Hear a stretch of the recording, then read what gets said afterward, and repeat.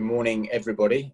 Just a little bit about Williams to give it a start. So the Formula One team is our basis, and advanced engineering has very much tried to take the facilities and capabilities that we have from the Formula One racing into a number of different directions that I've set out there.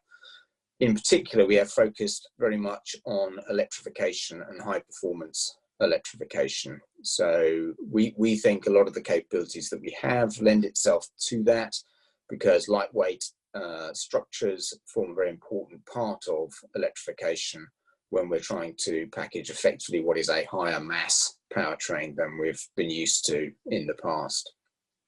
The electrification story essentially comes from the early Formula One KERS systems, where the teams developed those themselves, and Williams did some work on a flywheel system as well as a battery system, put in place all the facilities and capabilities for that. And so we've taken that forward and been then applying that into other race series like Formula E, where we manufacture the batteries, and then into other performance cars, both electrified and not. So that's about Williams. So then moving on to the next slide. Today, I'm going to talk about this question of simulation and trusting our lives with it. And I'm approaching it from a product design point of view and from an automotive product design point of view, essentially. And as Gianluca said in his last presentation, there's essentially two types of simulation we can think about. One is where you're trying to make directional and comparative decisions. What's my weight balance front to rear? What will that do to track times? How can I trade that off? What's my aero package options? What's my different control strategies? If I put torque vectoring onto this amount, how much improvement can I get or not? So things that you don't want to test because you can work out the answer very nicely from simulation. So in that world of directional comparative design decision making, it's very powerful indeed. The more problematic area is where we are trying to replicate the DVP process in terms of validation of the design, whether that's the structure using FEA, whether that's CFD for cooling, whether that's looking at thermal propagation in the event of a thermal event or whatever. That's the more problematic area, and that's where I think I'll try to focus. And I think where we've got ourselves into in the industry is that we have simulation tools against all of the major systems, subsystems, and problems that we conventionally understand. So, we're talking about crash and how to optimize the structure for crash. We have dedicated crash simulation packages. We have ways of assessing that, and we can reach a conclusion. But at the end of that, we finally do a test. So essentially the simulation is there to facilitate and shorten product development.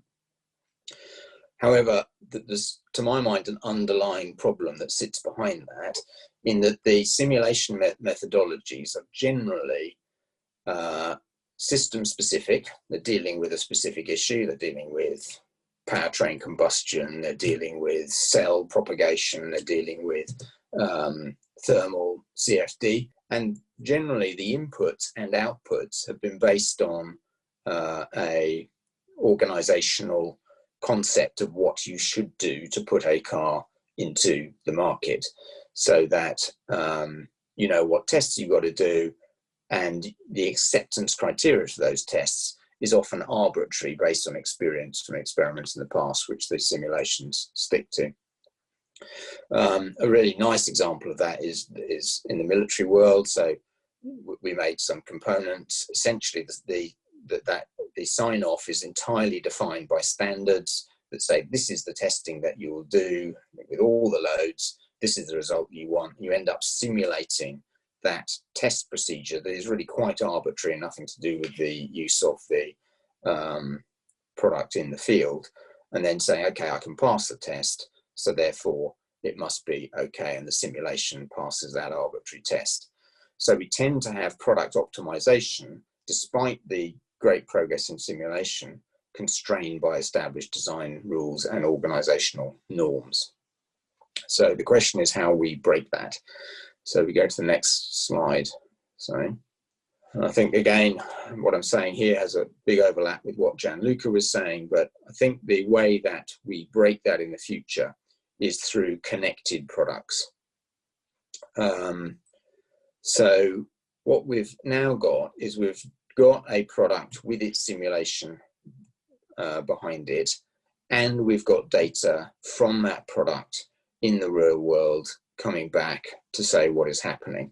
So already in most powertrains, whether that be electric or internal combustion, there's a wealth of data available within the control system. There's a lot of data on the vehicle, and there's a potential to put even more data on the vehicle in terms of accelerometers, stress, etc. that would help with it. So that allows the vehicle to be much more of an adaptive structure in terms of its use cases, in terms of its maintenance schedule, and therefore how you could adapt a vehicle to its use, because generally vehicles are being designed around the sort of 99th percentile user who puts a certain level of abuse into it. The center of that distribution is much more narrow and controlled. So therefore we can optimize a design in the mass use case and allow a greater maintenance intervention for the fringe use cases, getting ourselves lighter and more efficient designs.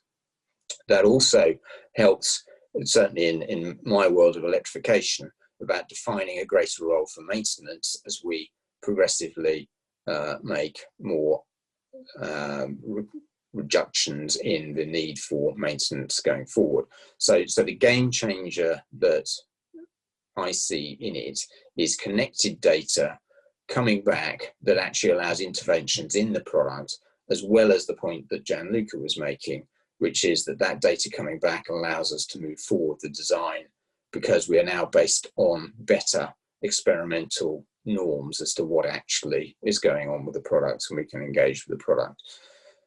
A simple example of this that we have implemented, and it's something that we developed on the racetrack and now put into road cars, is a prognosis of battery health.